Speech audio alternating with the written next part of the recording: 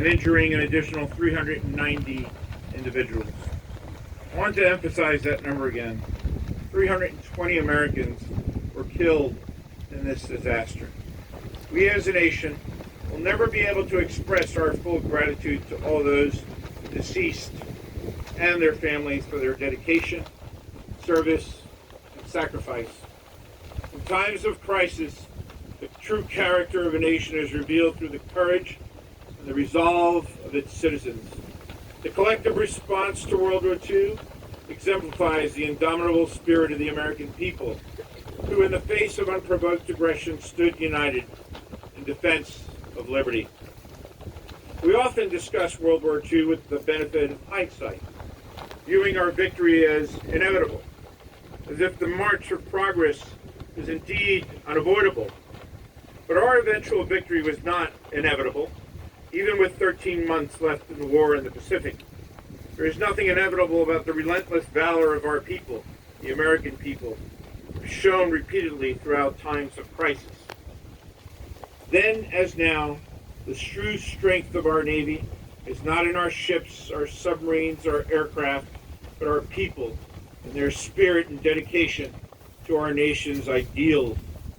Then, as now, every sailor serving at the Port Chicago Naval Magazine had chosen to serve. And the U.S. Navy had an obligation to keep them safe. Every sailor loading on ammunition on steamship E.A. Bryan, who gave their last measure of devotion, chose to raise their right hand and swore an oath to defend the Constitution of the United States. As did every one of the 258 sailors who were then tried and convicted as criminals for refusing to work in those unsafe conditions.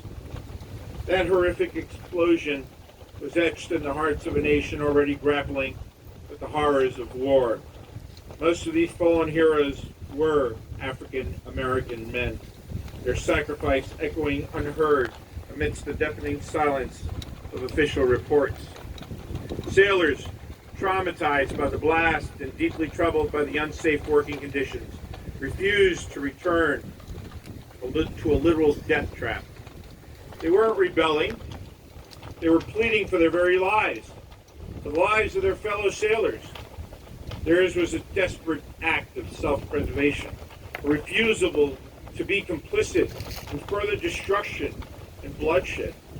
Tragically, their stand was met with suspicion, hostility, and criminal charges.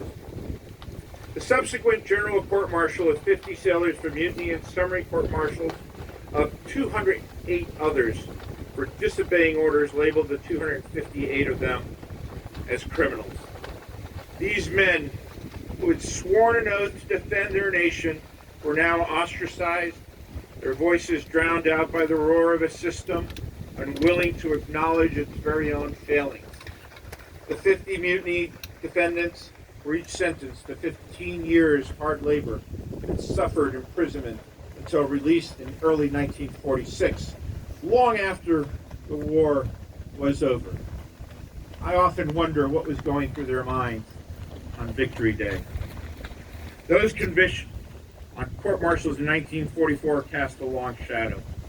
As noted by future Supreme Court Justice Thurgood Marshall, there were many worrying issues with both the summary and the general courts-martial, including multiple violations of their constitutional right to due process.